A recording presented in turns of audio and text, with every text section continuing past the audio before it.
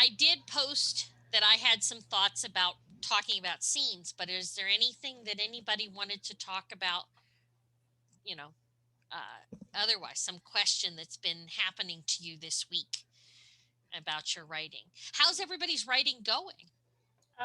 It's a little fuzzy. I tried to make sense of all the scenes I have written during Mini Camp Nano, and I thought I have my ending, and when I wrote it, it's I feel like it's not anymore.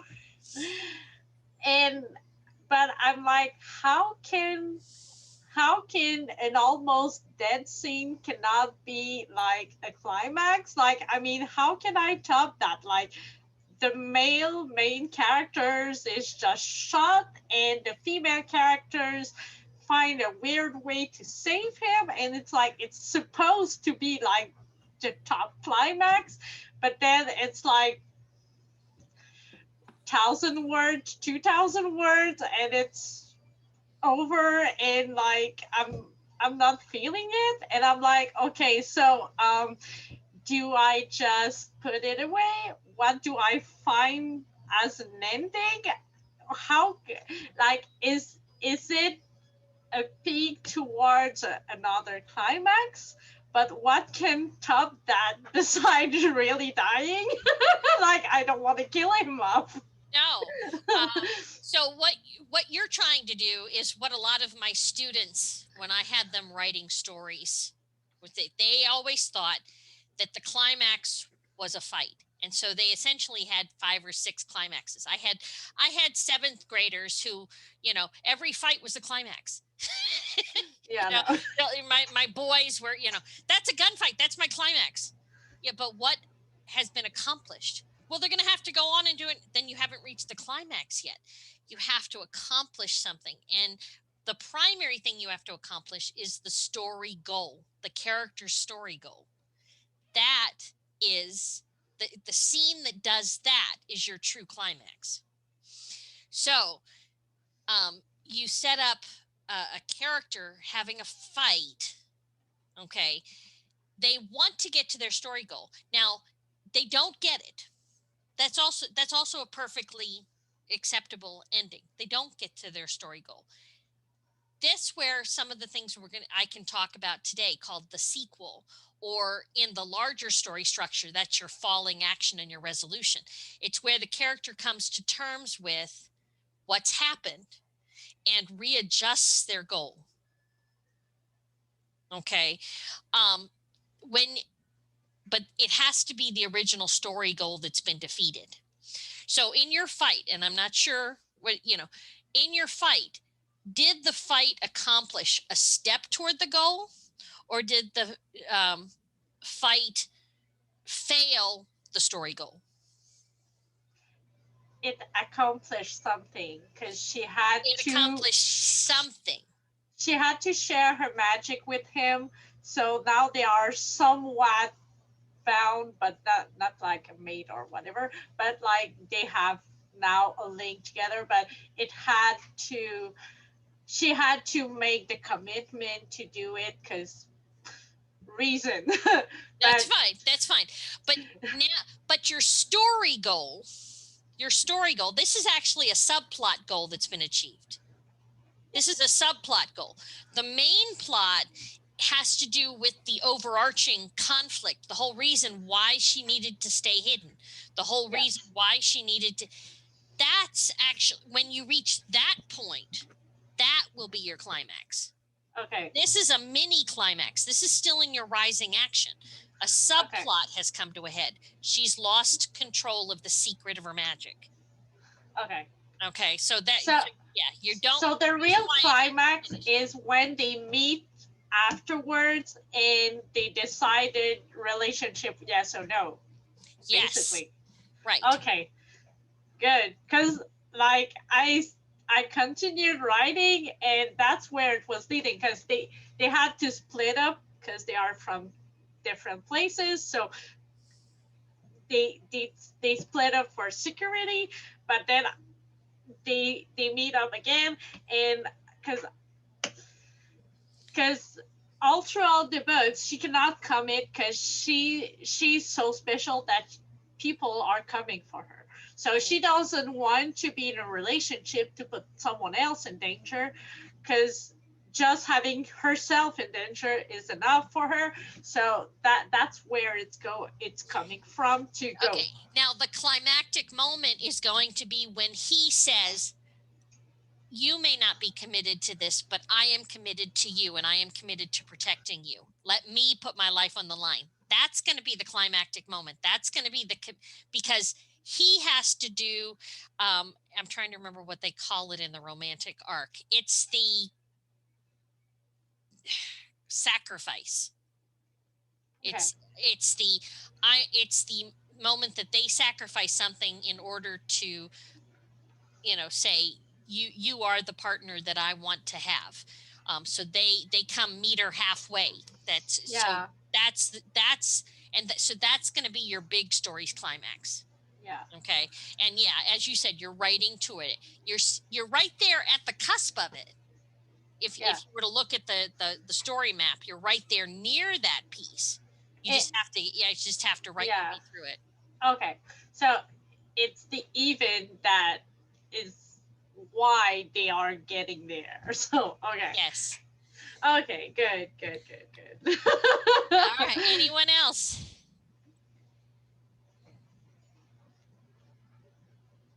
I was wondering if could because I know modern people has all kind of terminology in relationship that are not just like like in historical, like we are together, married, children, kids, but I know like today we have there's different kinds of friendly hookup, relationship hookup. Is Could that be because I'm thinking of making them in some kind of not open relationship in the science of having other people join, but in just is it still a happy ending if they both decided to just be friends with benefits sake? Yes, it is. Okay. Because that's what happened after the climax, and he said, I want to be committed to you. She says, I don't want us to be partners in the eyes of the law, because that will put a target on your back, and I can't live with that. That's the negotiation phase of the falling action and the resolution. We're taking account of what's happened in the climax, and we're coming to terms with it. That's the role of that stuff after the climax. So one of the things is, a lot of people say it's really talky after a proper climax. It is, because that's the negotiation phase. They go make up with their with the part that's when the adventurer who had to go on by themselves in the very last phase comes out of the cave. They've got the diamond or whatever, and they go back to the partner who was injured, who agreed to be left behind so they didn't slow him down.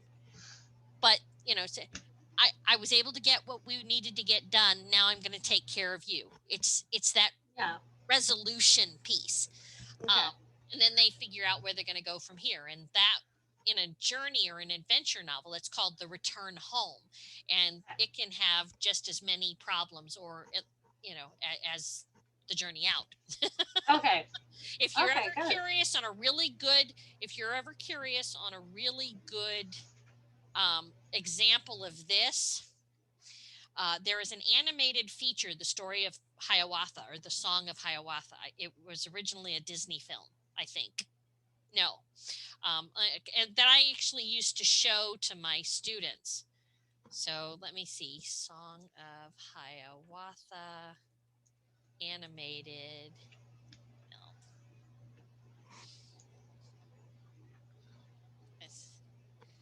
It wasn't Little Hiawatha. this one? There it is.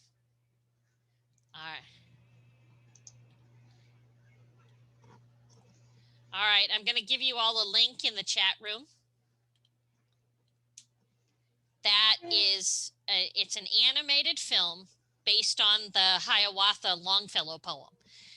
But it's an adventure journey, and you'll be able to see how it's the exposition. This is Hiawatha. This is his village. This is his background. This is his problem. Then he sets out on his journey, and he faces these conflicts. He faces this. Then he's left by himself, and he has to face the final challenge on his own. He fails and tries again. Faces the final challenge, this time coming out on top. The journey home has similar dangers, but because he's been through them once, he's quicker able to solve them. But you'll be able to see the story map. I used to have my kids watch this film and fill out a story map diagram that I used to teach them what we referred to as the hero's journey. Joseph Campbell. Yeah. And I mapped it on the same story map that I had taught them at the beginning of the year. I always did this as my final unit where they got to write their own adventure story. But this was one of the films that I showed it because it was so clear. Each conflict, each moment, each scene, and what its conflict was and how it was a step toward the ending. So that's something there. The other thing I'm going to share with you is the share link for the scenes PowerPoint or slides that I put together to talk about scenes today. So share, change to anyone with the link, copy the link, and put it here. All right. And so there's that one. There's a link in there to another document all the way at the end, which is a sample scene that I wrote and labeled. So how this goes is that scenes are a single point of view, a single setting, and a single, usually one of the short-term steps on their goal. They've got to get past this alien. They've got to get past this problem with their partner. They've got to get past this problem with their boss. It's a very immediate short-term goal, but it's the point of view character's short-term goal. A scene's end when the setting is going to change, when the goal has been achieved or denied, or the character's left in limbo because the opposition character left. It happens.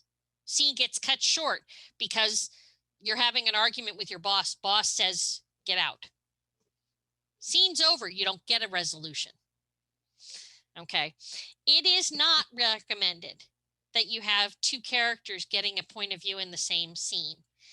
What is okay is taking the two main characters through a scene in sequence.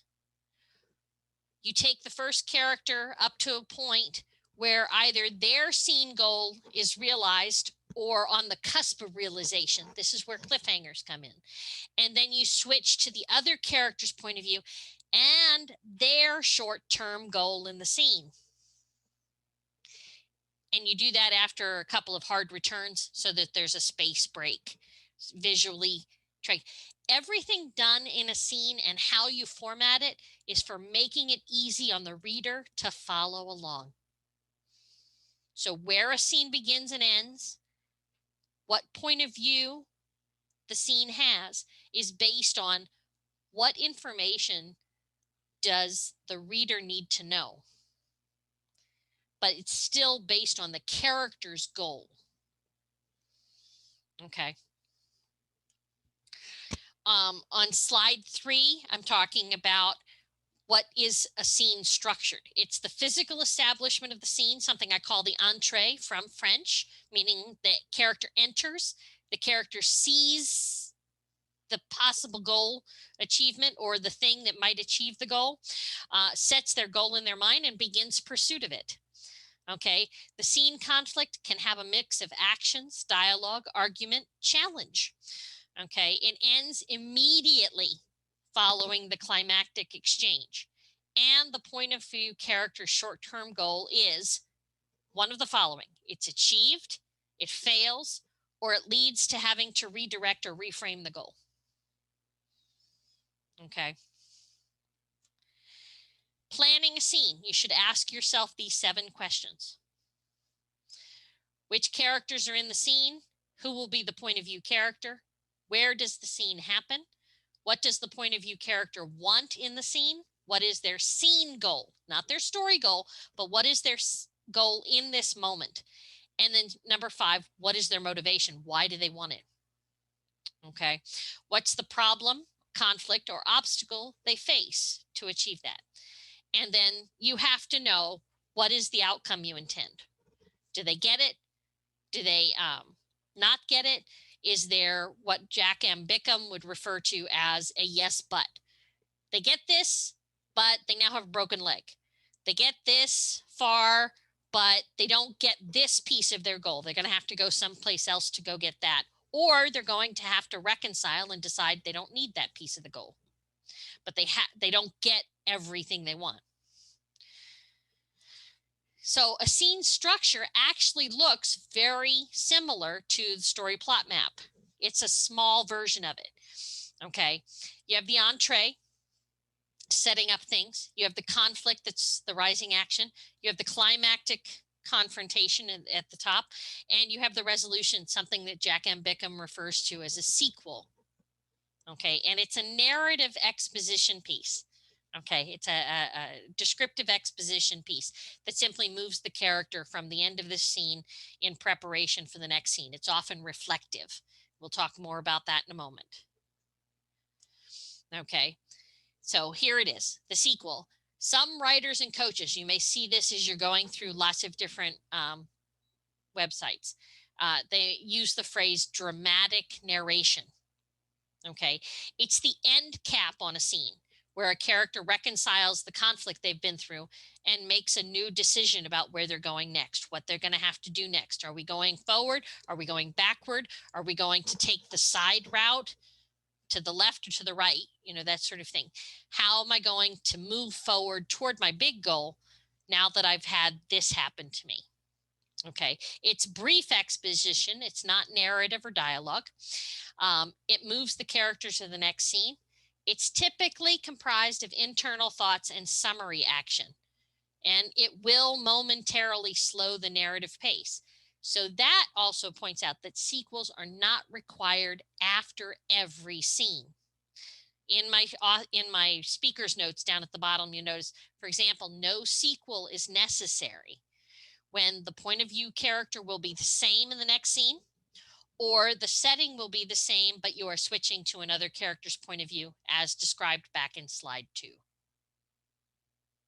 All right. One scene in a sequel is not equal necessarily to one chapter.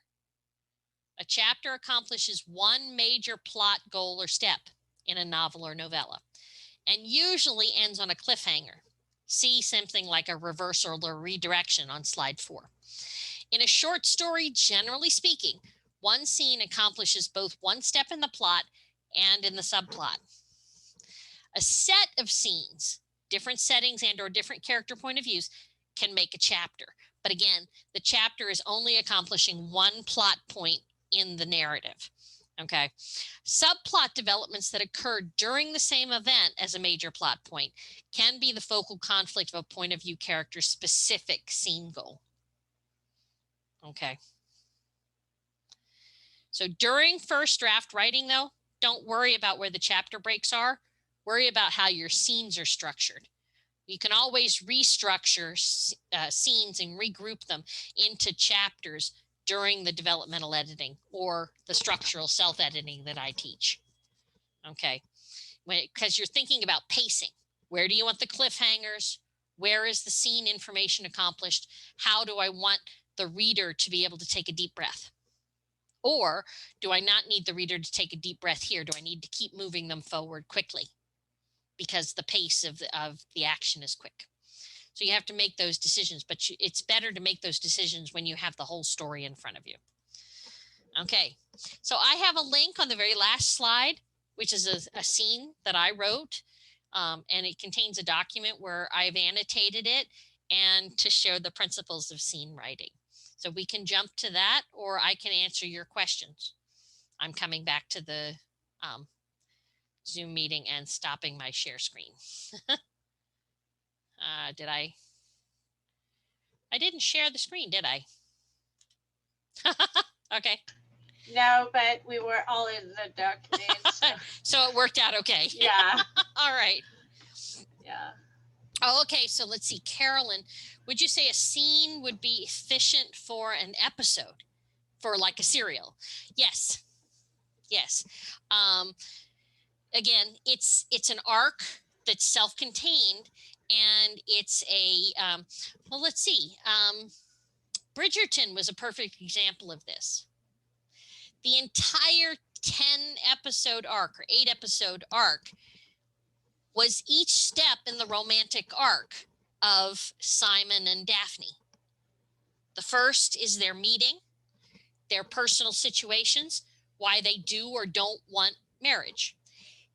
That, and notice where the first scene, where the first episode ends, with them agreeing that her desire for a husband and his desire to get off the marriage-minded mama's lists are something that they can dovetail together and make the season bearable for both of them.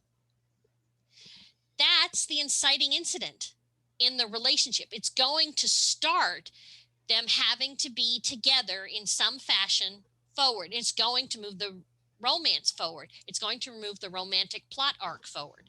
So that first episode ends where it does because it ends at the end of the exposition with the inciting incident. I've done story maps in this group before, and at the end of the exposition arc, there is a moment, and it's called the inciting incident. The moment they agree, if I do this with you and you do this with me, we will be able to accomplish both of our goals. That's why that ends there. And then the second episode is another arc, because it's a series of scenes, but it's another arc telling how that goes the first time they try it out. They end up in conflict. I need you to come with me to this event. I need you to know. And he's like, look, I didn't come here can't we just quietly go here and get out of their face? So they have conflict in how they want to both accomplish their goal together, but they continue on because they still know that working together is doing what they want it to do. It's suggesting that Simon is off the market. Daphne may have herself a duke. The everybody's, but then there's that crisis point at the end. The one who is jealous shows his face and makes trouble. So now they have an antagonist by the end of that. But we're in the rising action of the romantic arc, because in helping Daphne with her antagonist, Simon becomes attached to her. So it furthers, essentially, he thinks he's getting out of the marriage mart, but fate sort of has another plan for him because he's a decent guy and he steps in when the lady's in danger. And that's how the second one ends, where they have a crisis. Crap, this is not going the way we want it to go. And then episode 3 starts, and so on. So yes, for serials, think about that scene arc, each one as its own mini story.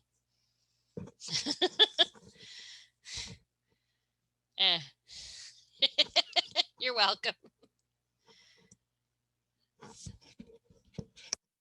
All right.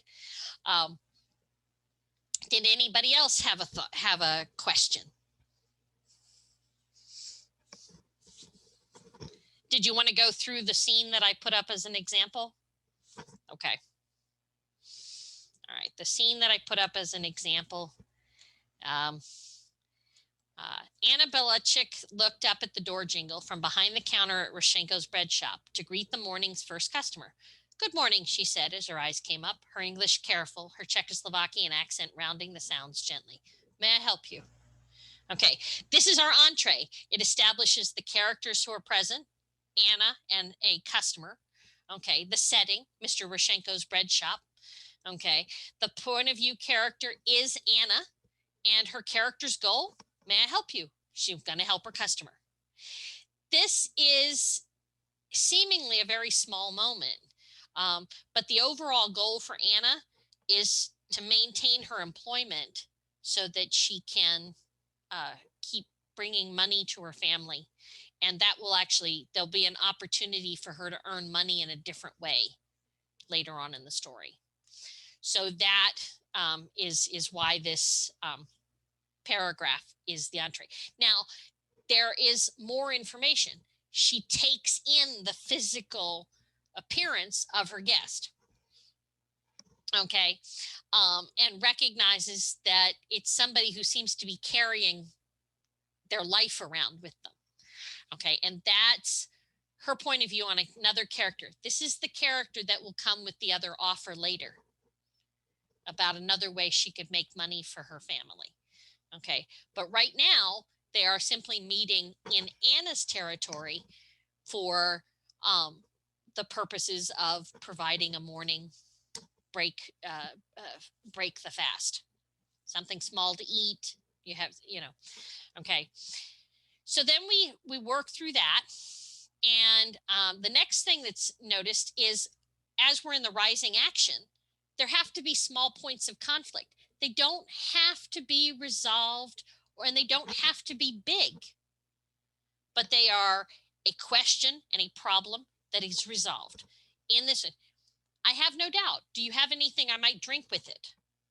Okay, so Anna's like, we're not a restaurant. Wait a second. Okay, how am I going to get this person a drink when I don't have drinks on the menu? She thinks about a coffee cup, and she figures she could just give the lady the coffee, in the back. So she's solving a problem. Okay, and moving on. Okay, and then they have another exchange. Again, you have to pay for the roll. Okay, but Anna says, "Wait until I bring the coffee out. You may decide to throw it in my face. It may not work. You may end up, But she wants to keep the customer happy, so it's wait until I have the coffee and you have everything that you want, and then we'll talk about you paying me." Okay, so it reveals something about her character. She's honest and wants to be accommodating. But also doesn't want someone to be disappointed if she's unable to accommodate them. Okay, so she works very hard at this sort of mediator role. The woman steps forward, retrieves the coffee mug, takes a cautious sip. Okay, it's very good. Anna selected a roll while she was doing that and gives it to her. And then the exchange about, what do I owe you? Now she's got another problem. The coffee's not on the menu. So how does she price it? She thinks about the cost of the roll. She thinks about the cost of the, and says, put another nickel on top. This does two things in the setting. In addition to, it establishes that we are in a time period where a nickel for a cup of coffee is reasonable, because she compares it to other restaurants in town. Okay. And then they exchange information. You're new in town. I just came here. They exchange names. Okay, this is scene movement as they become more familiar with each other. Okay, and then the character leaves. So this last part is our end cap. Anna is filing away her experience with this person and deciding, does this change anything? Do I need to change my goal? Is Mr. Rashenko going to be angry with me because the coffee cup walked out the door? Is the lady going to come back maybe and give me the coffee cup back?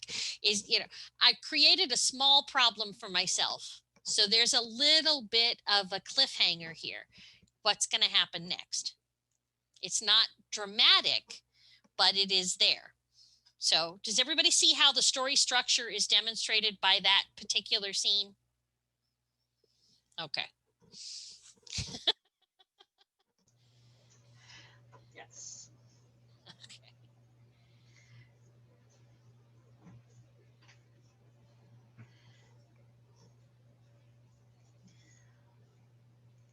I was wondering if when you find yourself in finding a scene lacking or weak, is it worth? How do you decide if if it's worth working on it to make it stronger, or how do you decide a scene is strong enough to be a plot point, or not just being uh, one Killer. one of the bridge between? Okay. The key thing is, if you think a scene is not working, go back to its structure. Is the point of view character the one with the goal?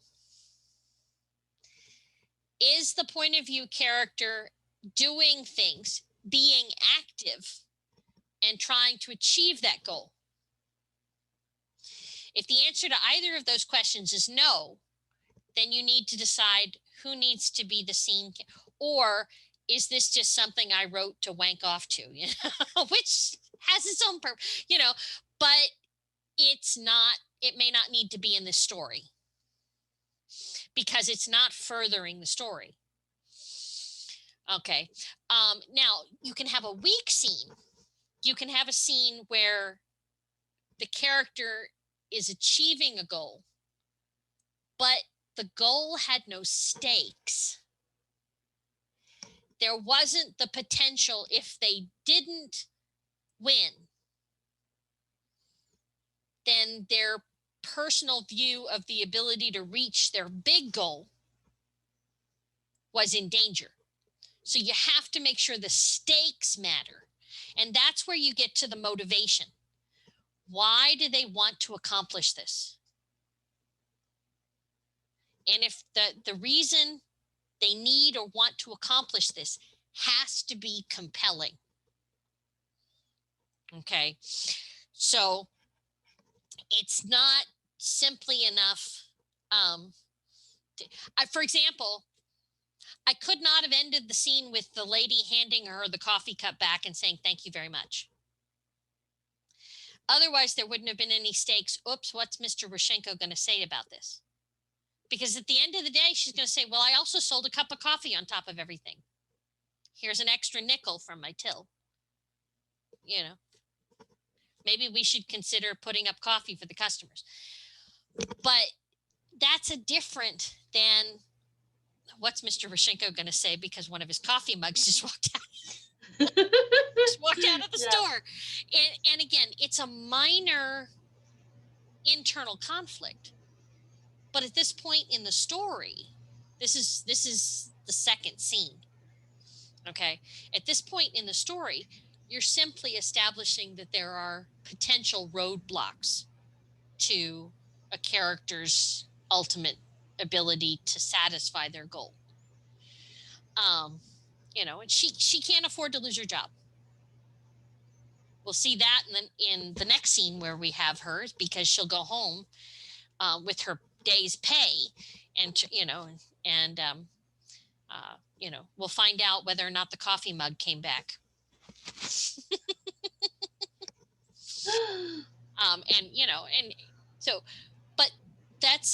But it's just a simple moment, but it is establishing characterization. It's establishing a step in the plot, and it's establishing that there are conflicts to the goal, even if they're small ones. And again, every conflict doesn't have to be a disaster. It can be a minor inconvenience. It could be so the lady doesn't come back and return the coffee mug. Okay. So Mr. Rashenko ends up telling her, well, I'm going to take the nickel for the coffee mug and you know, and we end up, it's a wash. She bought a cup of coffee for 5 cents, but the coffee mug cost me 5 cents. So, we didn't make any profit today. It'll be an argument, and it'll make Anna feel awkward. And maybe the next time somebody comes in with an unusual request, she thinks about it differently. And then, of course, when she meets the lady again later, says, "Do you happen to still have the coffee mug?" It could be just a small little moment to reflect back on it, but that would also make an interesting, what did the woman do with the coffee mug after she left? We could find out. So, Yes. So you can make a disappearing coffee mug a big problem, a small problem, or somewhere in the middle, and reveal other problems. Yes. So I'm thinking about a trailing piece of a scene in what I'm working on now that I think actually doesn't belong at all, because I think it doesn't do a blessed thing to move anything forward. It's just, it's sort of like a picture of when something happens. And so I like this idea, like, I like the idea that you want your scene to do something, right? Because that's going to lend to the sort of intensity of the reading experience. So really, any of your, like, I think I have this kind of expository, well, stuff is happening in the scene, but it's not, I don't think it goes anywhere. So I think it can probably be subsumed into one sentence in the next action scene about what happened before I came here, and that will actually move things along. So this is really helpful. That's the kind of thing you need to think about. Is the end result of it just, I need to, note that this was a decision I made based on something else that happened. Mm-hmm. In that case, you just need a sentence. I made this decision based on this thing. And that's the purpose of the end cap or sequel, is that because this happened, I've modified my goal this way, or I've decided to take this opportunity, or I've decided to take this opportunity instead of this other one that I was originally thinking, because this made me reframe what my goal is, or what my end goal looks like to me in my head. So I'm glad that helps. Yeah, I gotta think about that some, because I realize what I've got in here is a bit of it's like an action that ends up being repeated for this character. But I think I can, I think taking that's a boring scene. Nothing really happens. I introduce a side character who never shows up again. Like, why bother? It just, like, it might be part of his real life, but we're not really exploring his real life. We're just telling a story. Right. Yeah. Okay, thank you.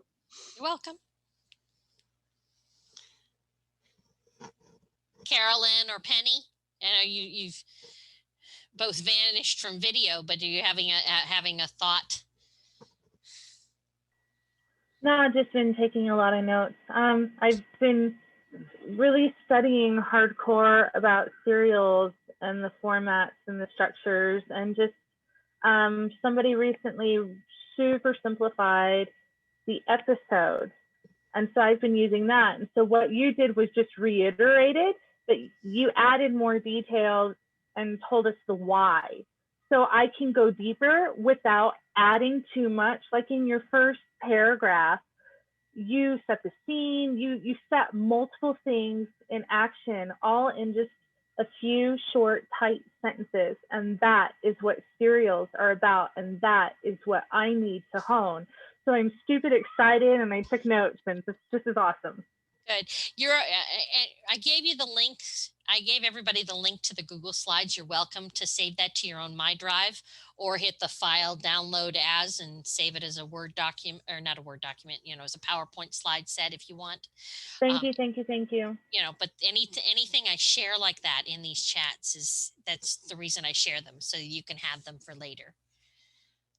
You know, I even, Oh. that's also my principle behind why I keep some of the audio clips, because hearing it explained and seeing it explained, you know, helps somebody somewhere, you know, see a way through a problem they're having.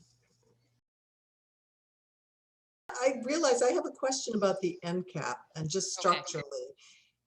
So I can easily see how I have some of these already sort of, you know, trailing at the end of a scene. Something happens and then the character ruminates about it for a moment. Mhm. But should they be, or would there be should they be part of that scene Yes. rather than separate? Okay. Yes. Because it's still the same point of view character. It's Mhm. still taking place in that setting. Okay. And it is the focus of it, though, has to be an adjustment of the goal. Okay. Very much like the falling action and resolution of a story. It is, this is what happened, and now I've got to come to terms with what it leaves me with. Right. Got it. And again, it might just be, well, now instead of going to the jeweler's to get an engagement ring, I'm going to her father's house to ask for permission. Because she, you know, we had an argument, and she said, my father will never let me marry you. Well, I'm going to go see if I can talk to him and see if we can't, you know.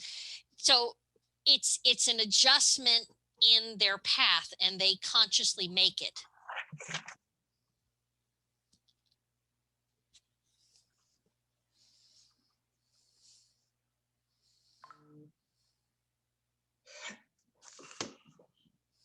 What about, I guess it would perform the same function if you saw them do something that was like an unconscious adjustment. Yes. It would have to be more of a behavior than a reflection. Right. Okay. And as you might imagine, it's going to be a behavior in contrast to the last time they face that same need to adjust. Right. So instead of going back back to safety, she picked up her sword and went ahead. Right. Okay. Yep. That's great. Thank you.